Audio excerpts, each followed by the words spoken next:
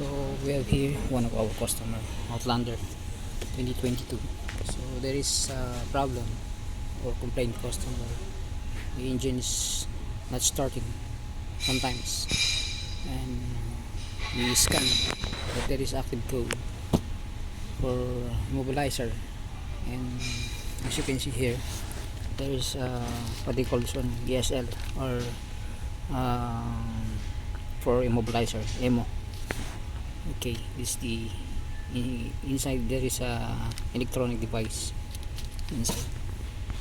So as we can see, there is the old, this is the old parts malfunction.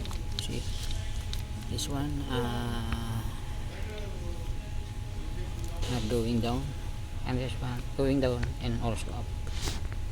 It's working,